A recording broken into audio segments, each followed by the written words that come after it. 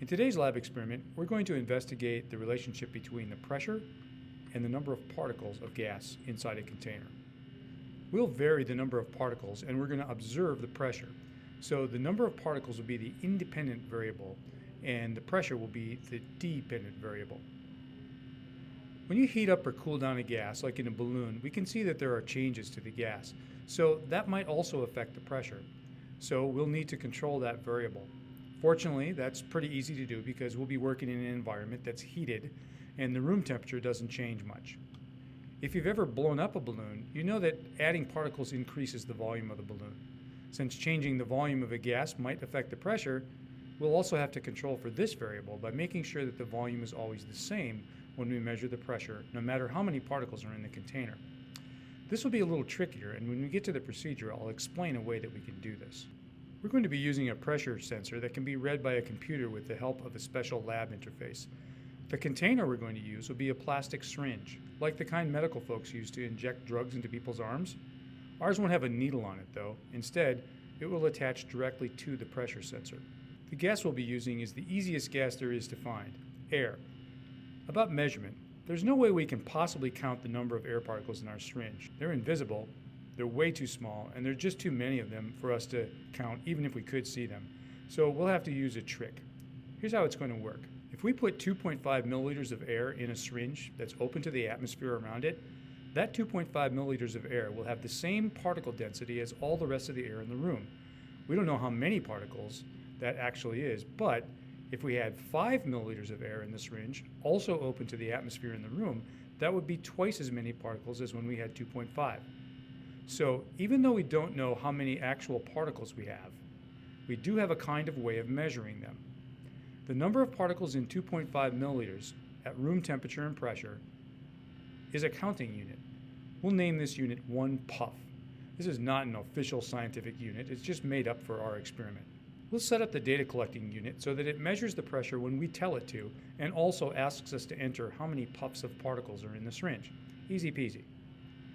Remember our problem of needing to control the volume so that it's always the same? Here's how we'll deal with that. First, we'll measure the number of particles in the syringe by leaving the syringe detached from the pressure sensor and open to the atmosphere. For example, 7.5 milliliters of air is 3 puffs of particles. Then we'll attach the syringe to the pressure sensor, and after the particles are sealed in by the connection, we'll change the volume to the same volume every time we measure. By doing this experiment in the past, I've found that a volume of 20 milliliters works pretty well, so that's what we'll use. When our volume is 20 milliliters, we'll take the pressure, enter the number of puffs, and that gives us a data point. We'll repeat with different numbers of puffs until we have as much data as we can get.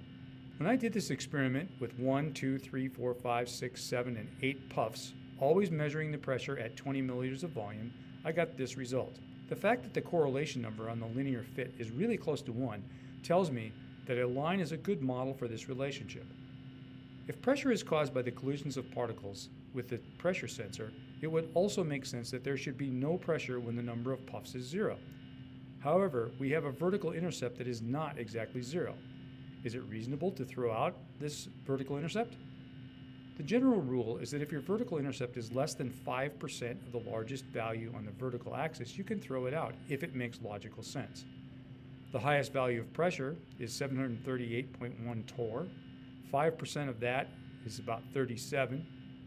And our vertical intercept is way less than 37, so we can round to 0.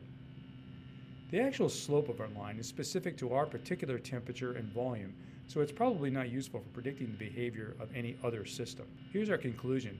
A straight line is a good model for how pressure changes when the number of particles changes. That straight line has a vertical intercept of 0, so the general equation is pressure is a constant number times the number of particles. You could express this another way by dividing both sides of the equation by n to get P divided by n, pressure divided by number of particles, is a constant number. What this means is that in order to keep the K constant, whatever change happens to n, the same change must also happen to P. For example, if we double the number of particles, it forces pressure to also double. Or if we reduce the number of particles to 1/2, it also forces the pressure to be cut in half too. This kind of relationship is called a directly proportional relationship. It's just a straight line that has a vertical intercept of 0. Probably the most important thing to remember about this relationship is that pressure divided by number of particles is a ratio that can never change as long as the volume doesn't change and the temperature doesn't change. So whatever happens to one of the variables must also happen to the other variable.